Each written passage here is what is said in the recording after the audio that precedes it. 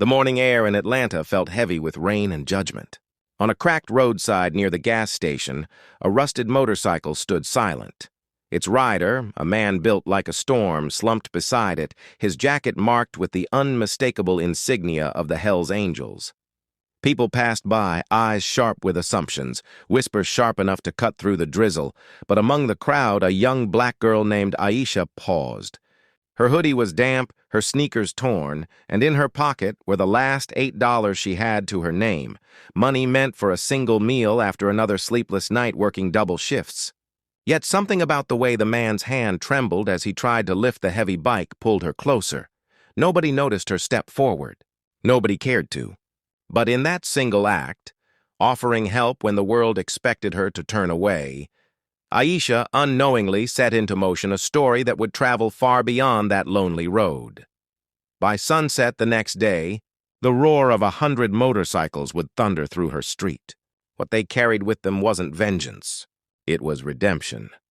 The rain eased into a thin mist as Aisha walked away from the gas station, her shoes squeaking softly on the wet pavement. Behind her, the stranger's motorcycle engine sputtered to life with a cough and a growl. She didn't turn back to see if he noticed her help. She hadn't done it for thanks. She just needed to make it home before the last bus stopped running. Her neighborhood waited miles away, a patchwork of broken sidewalks, flickering streetlights, and rusted basketball hoops that never saw a new net. Rent was overdue again. Her mother's medication was running low, and her younger brother's school shoes had split open at the toes. The last $8 she'd handed over to that biker were supposed to keep them fed for one more night. But guilt didn't follow her home. Somehow helping him had left a quiet warmth in her chest, something rare in a world that rarely gave warmth back. At home, her mother, Tanya, was coughing again. The small apartment smelled faintly of menthol and lemon cleaner. Aisha reheated leftovers, cut them in half, and left most of it for her mother and brother. She sat by the window afterward, staring out into the dim streetlight haze, wondering if the biker had made it back to wherever people like him belonged. What she didn't know was that he hadn't forgotten her, not even for a moment. His name was Dean Walker, a road captain for the Georgia chapter of the Hells Angels, a man with a history that could silence a room and scars that spoke louder than his words. He wasn't used to being helped, especially not by someone the world looked down on twice, a stranger and a young black girl from the wrong side of town. That night, as he parked his fixed bike near a diner, he found himself replaying her face, not the kind of pity he'd seen before, but quiet determination. He told himself it meant nothing. Yet when he opened his wallet and saw the crumpled $8 bills she'd slipped inside his hand, something inside him twisted. For years, Dean had believed kindness was a luxury for people untouched by the world's dirt. But Aisha had proven him wrong in a single act. The next morning, Aisha woke early for her part-time job at the laundromat. Her brother Malik still slept on the couch with his school books scattered around him. She tucked her worn uniform shirt into her jeans and tied her hair back. The day started like any other, humming machines, the sharp smell of detergent, and the silence of being invisible. Customers barely looked at her except to hand over their change. But halfway through her shift, something strange happened. A low, distant rumble began to grow outside, faint at first, then deep enough to shake the glass windows. It sounded like thunder, but steadier, stronger. By the time she stepped out onto the curb, every head in the laundromat had turned. Down the street, a convoy of motorcycles rolled in, sleek, powerful, shining chrome cutting through the dull morning light. Dozens of riders, leather jackets marked with the same winged skull she'd seen yesterday. The Hells Angels. Cars pulled aside. Pedestrians froze. Fear spread like wildfire through the crowd. And there she was, standing in her cheap sneakers and faded uniform, clutching her laundry rag like a lifeline, wondering if she had somehow done something wrong. The lead rider parked directly in front of her. It was Dean, the same man she'd helped in the rain. Only now, he looked different. Not broken, not stranded, focused. He took off his helmet, revealing eyes that carried both exhaustion and something deeper, gratitude.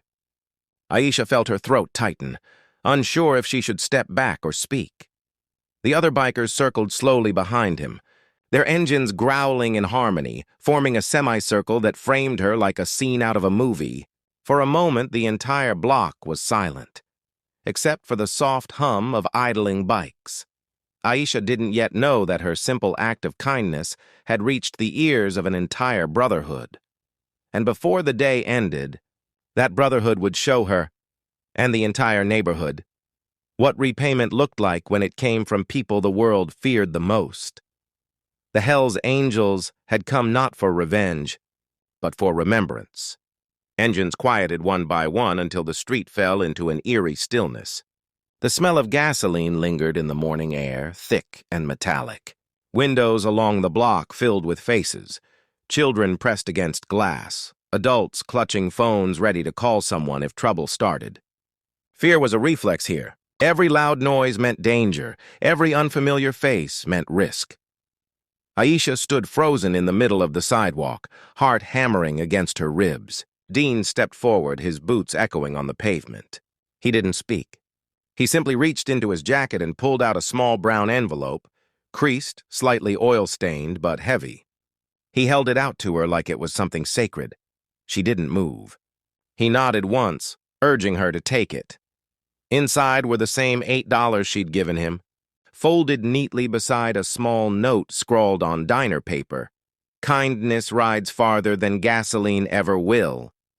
And beneath the bills, 5 crisp $100 notes. Her breath caught. The world blurred around her. The bikers behind him shifted, silent but watchful like steel guardians. Why? She whispered under her breath, though no sound truly came. She wasn't expecting an answer. The question wasn't for him. It was for the universe that never seemed to give back. Dean motioned to the men behind him, and suddenly one of them revved his engine. The line of motorcycles parted down the center, revealing a truck that had been idling at the end of the convoy. Its tailgate dropped with a metallic clang. Inside were boxes, brand new groceries, shoes, backpacks, even an envelope marked for rent. It was enough to feed her family for months. The crowd gasped. Phones went up, recording, streaming, judging. But Aisha couldn't hear any of it. She only felt the weight of years of struggle trembling against the sudden lightness of being seen. Dean turned his head toward the neighborhood kids who had gathered by the curb. "Load it up," he said quietly to his men, and they obeyed without question. Groceries were carried up her apartment steps, laughter mixing with the growl of engines. Neighbors peeked through half-opened doors, disbelief in their eyes. For once, the sound of motorcycles didn't mean chaos. It meant care. But beneath the astonishment, whispers began to twist. People muttered that there had to be a catch, that no biker gang shows up in the hood unless someone owes them. Rumors spread faster than gratitude ever could. Aisha tried to ignore them, but by sunset the local news van was parked down the block. Reporters wanted to know why a feared biker group was delivering food to a poor black family. Their questions came sharp and loaded, assuming guilt before grace. Dean didn't flinch. Standing next to his bike, he simply said, "Because she helped me when nobody else would." Then he walked away, leaving the microphones hanging in the humid air. That night, her small apartment buzzed with life. Children from the building played with the donated toys. Malik danced around with his new shoes, and Tanya, her mother, sat on the couch holding one of the rent envelopes as if it might vanish.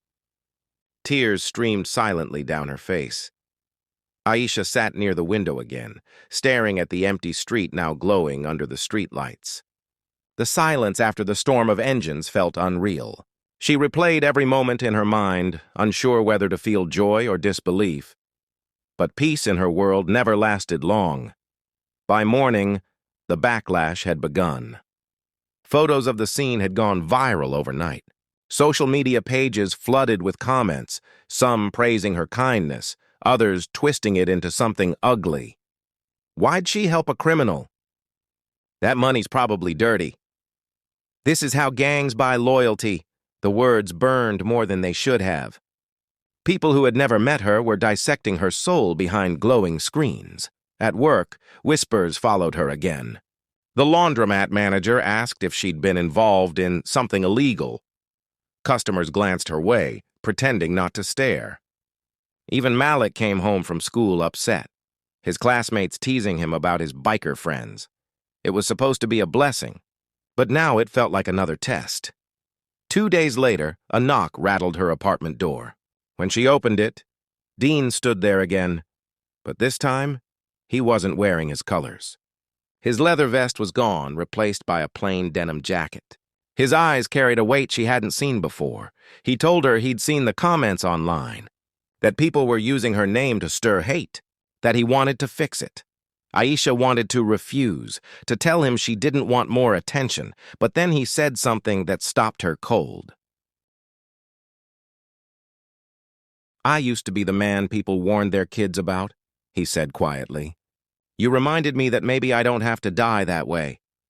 For the first time, she saw not the biker, but the man beneath the patches, a man who had lost faith long before she ever showed up at that gas station. Over the next few days, something remarkable happened. Members of his motorcycle club, men with rough hands, scarred knuckles, and reputations older than her, started showing up in her neighborhood. Not to intimidate, but to repair. They painted old playground swings, fixed broken doors, delivered food to families who had nothing left after rent. And every time they did, Dean made sure people knew whose act of kindness had started it all. Soon, local media returned, but this time, the story sounded different. Headlines read, "Biker gang spreads kindness after young woman's act of compassion." Still, not everyone was convinced. A local politician called it a publicity stunt. Others said it was just guilt masquerading as generosity.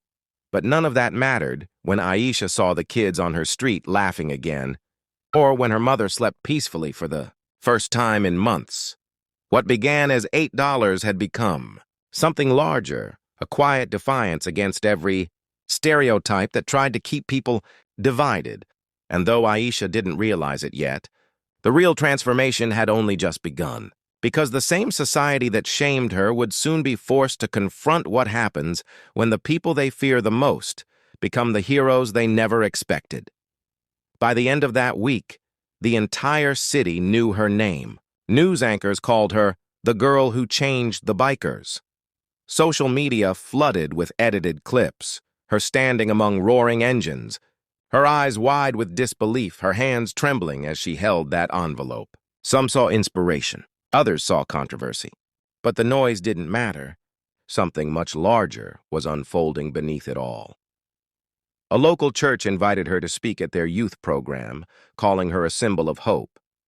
Reporters lined up to ask how it felt to transform hate into healing. But Aisha didn't feel like a hero. She still woke up at 5 a.m., still worked the same shift at the laundromat, still came home to the same flickering light in the hallway. What had changed was how people looked at her, and sometimes that was more exhausting than being invisible. Meanwhile, Dean's life was unraveling in ways he hadn't expected. Within his motorcycle club, not everyone shared his vision. Some brothers accused him of softening, of turning the angels into a charity. "We don't do parades for strangers," one of them had shouted during a meeting. "We ride for loyalty, not pity," but Dean stood firm.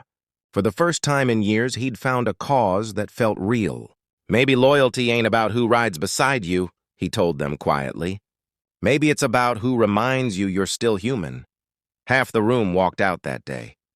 The rest stayed, not out of duty, but out of belief. A week later, Dean and a smaller group of bikers returned to Aisha's neighborhood. This time they came without cameras. No announcements, no fanfare, just silent determination. They rebuilt the broken fence by the playground, patched potholes, and repainted walls vandalized with slurs. Aisha watched from her window again, heart tight in her chest. Her small act had started a movement, but it also put her in the crossfire of people who didn't like seeing lines blurred. Black and white, biker and civilian, feared and forgotten. That night, as the streetlights flickered over the newly painted playground, Someone vandalized her front door with spray paint. 4 words. Traitors help devils. The sight hit harder than she expected. Malik found her scrubbing at the red paint with trembling hands until her palms turned raw. She didn't cry. Not until her mother pulled her into her arms and whispered, "They're only scared, baby." Scared of seeing kindness win. By morning, the news had reached Dean. Within hours, the rumble of motorcycles echoed again through her block, louder than before, unified. They didn't come to threaten anyone. They came to stand guard. That afternoon, something miraculous happened. Neighbors who had once peered through their blinds stepped outside. One by one, they joined the bikers, sweeping the sidewalks, painting over graffiti, planting flowers in cracked curbs. A retired teacher brought lemonade. A single father brought tools. For the first time in years, that neighborhood breathed together. Dean watched it unfold from his bike, helmet in his lap. The hardened men beside him, covered in tattoos and road dust, were silent, many blinking away tears they didn't expect. And standing at the center of it all was Aisha, the girl who had spent her last $8 without expecting anything back.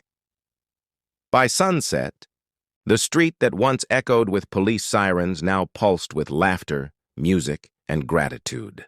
The wall near the playground, once covered in tags, now bore a mural and a pair of hands, one black and one pale, gripping the same handlebar, riding forward together through clouds of light. Aisha didn't paint it. The bikers did, but they signed her name at the bottom. That night, Dean stood before the mural, silent. The glow of street lamps traced the lines of his face, rough, scarred, but softened in the light. He took a breath and said quietly, "You didn't just help me that day. You helped me remember who I used to be." Aisha didn't answer. She didn't need to. The silence between them carried more truth than words ever could. Across the city, news outlets started calling it the $8 miracle. Donations poured in from strangers moved by the story. A non-profit reached out, offering Aisha a scholarship fund in her name to help underprivileged girls finish school. But behind every headline, the most powerful change was invisible. It lived in hearts that had stopped believing compassion could cross divides. For Dean, redemption wasn't found in the roar of engines, but in the quiet hum of rebuilding trust. For Aisha, hope wasn't something she received. It was something she had unknowingly given to a man the world had already condemned. And for that block, once forgotten by city maps and ignored by dreams, a single act of kindness had rewritten its identity. The mural's final layer dried that night under the orange streetlight glow, a reminder that sometimes change doesn't roar. It rumbles in softly, one heart at a time. Weeks later, the mural became more than paint. It became a pilgrimage site for those who'd lost faith in people. Every few days, someone new would stop by. A single mother leaving flowers, a former addict tracing the outline of the painted hands, a teacher bringing students to show them what compassion looked like when it cost something. The city eventually named that corner Unity Square, what had once been a forgotten street now, pulsed with new life. A food bank, a small garden, a donated playground built with help from the same men the world once feared. And though the neighborhood had seen kindness before, it had never kept it alive this long. Aisha never grew used to the attention. When the first scholarship check arrived, she smiled shyly and said she didn't do anything special, that she just helped someone who needed help. But inside, she knew it was bigger than that. The world had been cruel to her in quiet ways.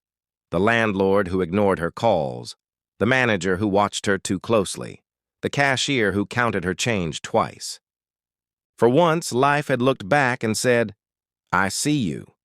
Dean visited often, always without his colors. The leather vest that once defined him now hung in his garage, collecting dust. He had started a new chapter for former bikers trying to turn their lives around, using the same discipline that once fueled rebellion to build rather than destroy. They called it Roads of Redemption. Sometimes he'd sit on a bench near the mural and watch the kids play. He'd light a cigarette, never smoke it, just hold it there between his fingers like a habit he couldn't let go of. He didn't say much, but when people recognized him, they nodded with respect instead of fear. For the community, Aisha became a symbol not of charity, but of courage, the kind that doesn't shout, doesn't march, doesn't post online for applause, the kind that simply does what's right, even when no one's looking. And yet, beneath the applause and interviews, the story carried something quieter, a truth that refused to fade, because it wasn't about a gang of bikers turning good. It wasn't even about a girl's kindness going viral. It was about the fragile thread that still connects people across color, class, and history, the thread that so many had stopped believing in. One day, months later, Aisha returned to the mural alone. The city had just announced that her scholarship fund had already helped 12 girls from low-income families enroll in college. But she didn't come to celebrate. She came to reflect. The playground was empty that morning, the air cool and still. She sat on the same bench where Dean used to sit, her hands folded around a paper cup of coffee. The paint on the mural had begun to fade slightly under the sun, but the colors still held strong where the hands met. For a long time, she just sat there in silence, thinking about how one small act had changed so much. $8. It wasn't even enough for a meal, yet it had carried the power to rewrite stories, rebuild bridges, and repair hearts. Behind her, an engine rumbled. Soft, familiar. She turned, half expecting to see Dean. But it was a younger rider, maybe no older than 20, wearing a clean vest stitched with new colors, Roads of Redemption. He nodded to her with a respectful grin. "You're Aisha, right?" he asked. "Dean said if I ever lose faith in people, I should come here." Guess he was right. Then he drove off, the sound fading into the distance like a heartbeat disappearing into time. Aisha smiled faintly, her reflection caught in the polished chrome of the parked bikes nearby. She realized then that kindness doesn't end where it begins. It multiplies in silence, carried forward by strangers she might never meet. That evening, as the sun melted into streaks of gold and blue across the horizon, the mural glowed softly under the light. Kids laughed in the distance. Someone played music from a cracked speaker, and the faint smell of grilled food drifted through the air. It felt whole again. Later, when the city's mayor unveiled a plaque beneath the mural, the inscription read, "In memory of the day compassion crossed color, courage defied fear, and one act of kindness made the world listen." Aisha stood quietly at the edge of the crowd, her hands in her pockets. She didn't speak. She didn't need to, because sometimes the loudest change begins with silence, and the smallest acts become the biggest echoes. As the night settled in, the engines of a few distant bikes roared softly through the streets, not as symbols of fear, but as reminders that redemption never truly stops riding. And beneath the glow of the streetlights, the mural seemed almost alive, a painted whisper carrying across the city. Kindness doesn't need a reason. It just needs someone brave enough to begin it.